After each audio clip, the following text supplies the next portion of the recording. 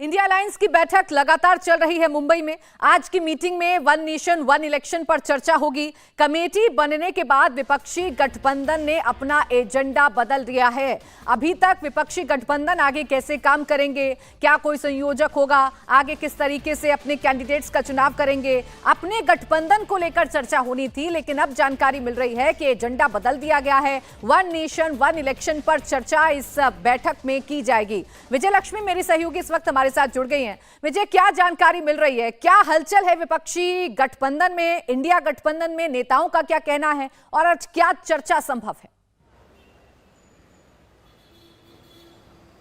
देखिए प्राची, जहां तक विपक्षी गठबंधन की बात है तो कल राहुल गांधी ने ही प्रेस कॉन्फ्रेंस में कह दिया था कि सरकार पैनिक मोड में है और ये जिस तरीके से विपक्षी पार्टियां एक हो रही हैं उसकी घबराहट है कि वन नेशन वन इलेक्शन की बात की जा रही है। और आज भी तमाम विपक्षी दलों के नेता यही बात करते हुए नजर आ रहे हैं कि इन विधानसभा चुनावों में भारतीय जनता पार्टी की हार होने वाली है और इसी डर से वन नेशन वन इलेक्शन की बात बीजेपी कर रही है। हालांकि आज जो इंडिया गठबंधन की बैठक 10:15 बजे से शुरू होने वाली है उसमें तमाम चीजों पर चर्चा होगी, लेकिन साथ ही वन नेशन वन इलेक्शन, क्योंकि सरकार ने एक कमेटी की नियुक्ति कर दी है तो ऐसे में वन नेशन वन इलेक्शन पर भी इंडिया गठबंधन की इस बैठक में आज चर्चा की जाएगी। अन्य तमाम मुद्दों के साथ आज की बैठक में सीट शेयरिंग से लेकर के तमाम मुद्दों पर चर्चा होगी। लेकिन अब ये राजनीतिक दल वन नेशन वन इलेक्शन पर अगर सरकार की कमेटी बनी है और क्योंकि विशेष सत्र है उसमें अगर कानून लाया जाता है तो उस पर भी पार्लियामेंट में क्या रुख तमाम इंडिया अलायंस का होगा, मुझे लगता है उस पर भी आज चर्चा आज की बैठक में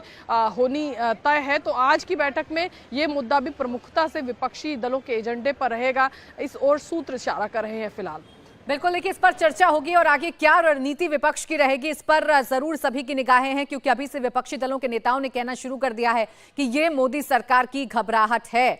मीनाक्षी, जरूर नैरेटिव सेट करने की कोशिश इंडिया गठबंधन की तरफ से की जाएगी और ये बताया जाएगा कि ये दरअसल इंडिया गठबंधन की मजबूती का असर है कि मोदी सरकार घबरा गई है, लेकिन इसका विरोध करेंगे या इसके साथ खड़े होंगे ये भी बताना होगा विपक्षी गठबंधन को।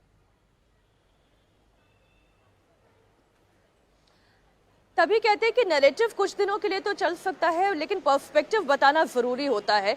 तो नैरेटिव भले ही विपक्षी दल कितना भी सेट कर ले कि आनन फानन में ये किया जा रहा है, क्योंकि विपक्षी दल एकजुट हो गए हैं, इसलिए प्रधानमंत्री नरेंद्र मोदी घबरा गए हैं और इसलिए ये एक नई तरीके की रणनीति अब बीजेपी तैयार कर रही है। लेकिन पर्सपेक्टिव क्या है, इसे लेकर तो सभी सियासी दलों को सामने एक ना एक दिन आना ही होगा और खासतौर पर तब जब लोकसभा और राज्यसभा में इस मुद्दे पर चर्चा की जाएगी तब दलों का क्या कहना है और उनका वोट क्या होगा ये डिसाइड करेगा।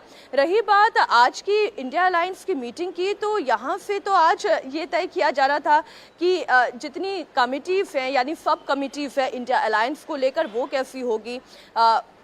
अगर इसमें सोशल मीडिया को हम जोड़ लें, इसके अंदर हम अगर एजुटेशन करना है, कहीं पर इंडिया अलायंस की बातों को रखना है तो उस कमेटी के मेंबर्स कौन कौन होंगे। और सभी सियासी दलों से मांगा भी गया था, जो 28 सियासी दल हैं वो अपने अपने तरफ से नेताओं के नाम सजेस्ट कर दे कि इन कमेटीज में कौन कौन रहने वाले हैं।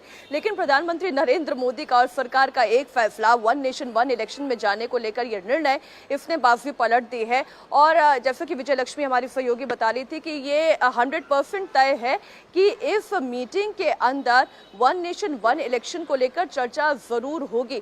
भले ही बाहर से सभी सियासी दल ये बताने की कोशिश करें कि उन्हें कोई फर्क नहीं पड़ रहा है, लेकिन अंदर खाने जो हमारे सोर्सेस हैं वो ये बता रहे हैं कि विचलित तो सभी सियासी दल हो रहे हैं। अब मसलन उत्तर प्रदेश की ही हम बात कर लें। उत्तर प्रदेश में यदि आज की तारीख में चुनाव होते हैं तो योगी आदित्यनाथ के जितने भी यानी कि इस वक्त उत्तर प्रदेश के मुख्यमंत्री के जितने भी डेवलपमेंटल वर्क्स उत्तर प्रदेश में जारी हैं उसका असर, जितनी स्कीम्स लागू की गई है जिसमें केंद्र के द्वारा संचालित की गई स्कीम्स भी और जो सरकार की स्कीम्स है, चाहे वो घर को लेकर है, केंद्र की उज्ज्वला योजना को लेकर है, जो डायरेक्ट बेनिफिट जनता को मिल रहा है।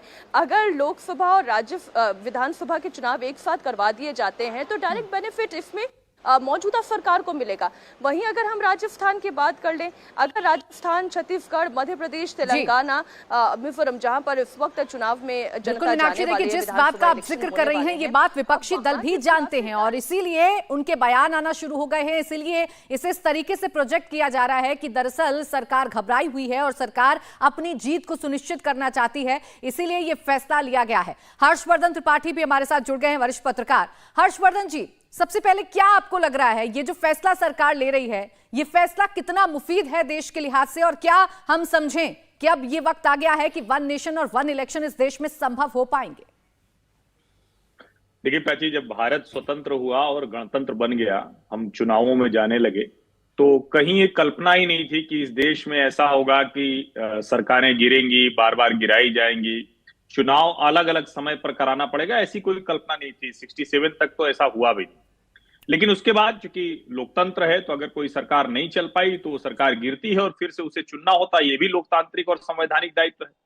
उसके बाद जिस तरह की स्थितियां बनी कि भारत में लगभग चुनाव ही होता रहता है, पूरा देश, कहते हैं भाजपा के लिए कि वो इलेक्शन मोड में रहती है, लेकिन दरअसल पूरा देश ही इलेक्शन मोड में रहता है। जब प्रधानमंत्री नरेंद्र मोदी आए तो तब से उन्होंने कहा कि इसको हम आगे बढ़ाएंगे। इसको लेकर अलग अलग सिफारिशें की गई, अलग अलग सर्वे कराए गए। अब जो सबसे बड़ी बात है कि अगर प्रधानमंत्री नरेंद्र मोदी अपने कार्यकाल में, जो उनका दूसरा कार्यकाल अभी समाप्त होने को है, उस कार्यकाल में ये कह रहे हैं कि हम इसको लागू करेंगे, और उसके लिए एक संवैधानिक प्रक्रिया है। और मुझे लगता है कि विपक्षी दलों को कम से कम एक बात थोड़ा सा सोचना चाहिए। हर बात को अगर असंवैधानिक कहेंगे तो धीरे धीरे उस शब्द की भी एक जो कहें कि मार होती है, प्रतिष्ठा होती है, जो उसका एक असर होता है, वो खत्म हो जाता है। अब 5 दिनों का जो संसद सत्र होगा, हम लोगों ने ढेर सारे कयास लगाए कि क्या हो सकता है, क्या नहीं हो सकता है। इसका मतलब ये कि उन 5 दिनों में इस पर चर्चा होगी, विपक्षी दल उसका हिस्सा होंगे, और किसी भी लोकतंत्र में, किसी भी संवैधानिक प्रक्रिया में बिना विपक्ष के हो नहीं सकता है। मोदी सरकार तैयारी से है क्या? विपक्ष इस वाली तैयारी से है क्या? अब बड़ा सवाल ये हो गया है।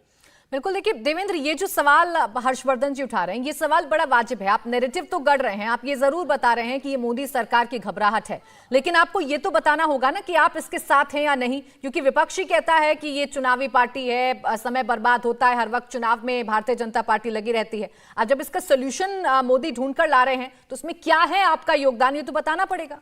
बिल्कुल प्राची, और ऐसा नहीं है, भले ही अपोजिशन ये कह रहा हो कि इंडिया अलायंस के गठबंधन के बाद ये चीज़ें हो रही हैं, लेकिन 2019 में जब थंपिंग मेजॉरिटी के साथ प्रधानमंत्री नरेंद्र मोदी जीतकर लोकसभा में आए थे और राष्ट्रपति के अभिभाषण पर धन्यवाद प्रस्ताव पर चर्चा चल रही थी, तब भी उन्होंने लोकसभा में बहुत गंभीरता के साथ इस बात को कहा था कि देश को इस पर चर्चा करनी चाहिए। 2014 की तुलना में 2019 में उनकी सीटें बहुत ज़्यादा थी, फिर भी उन्होंने हाउस में इस बात को कहा।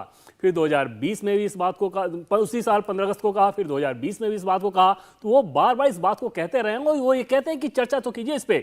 अगर आप चर्चा करने को तैयार नहीं है या कोई ठोस तर्क देने को तैयार नहीं है, तो जनता में निश्चित तौर पर कोई बहुत गंभीरता के साथ विपक्ष अपनी बात नहीं समझा पाएगा। दूसरी चीज़ कि ऐसा नहीं है कि एकदम से ये आनंद फानन में किया भी जा सकता है। जैसा कि पहले मैंने आपको बताया कि कम से कम 5 संविधान संशोधन करने पड़ेंगे। सरकार को भी इस बात की जानकारी भली बात ही है स्वाभाविक तौर पे। जैसे आर्टिकल 83 आपको, जो इसमें लोकसभा का टर्म फिक्स रहता है, उसको अमेंड करना होगा। डिसोल्यूशन ऑफ लोकसभा आर्टिकल 85 है, उसका अमेंड करना होगा। फिर 173 जो कि राज्यों की विधानसभा के कार्यकाल के बारे में जो प्रावधान है, उसको अमेंड करना होगा। राज्यों की विधानसभा के भंग करने को लेकर 175 में जो प्रावधान है, उसको अमेंड करना होगा। और 356 जिस पे संवैधानिक संकट होने पर जब सरकार को हटाते हैं तो उसको भी संशोधन करना होगा। तो ये संविधान संशोधन लाजमी तौर पे समझा जा सकता है कि कितना बड़ा काम है, लेकिन उसके लिए बहुत ज़रूरी है कि राजनीतिक दल इस बात को लेकर आए। और जैसा कि पहले आपने कहा कि खासतौर पर तब जब अपोजिशन ये आरोप लगाता है कि हमेशा इलेक्शन मोड में रहती है बीजेपी, तो ये अच्छा है ना कि इस मोड को खत्म कर दिया जाए और एक साथ चुनाव हो जाए। इंडिया टीवी हर वक्त हर जगह डाउनलोड करने के लिए सर्च करें India TV news Google play store या ऐप स्टोर पर।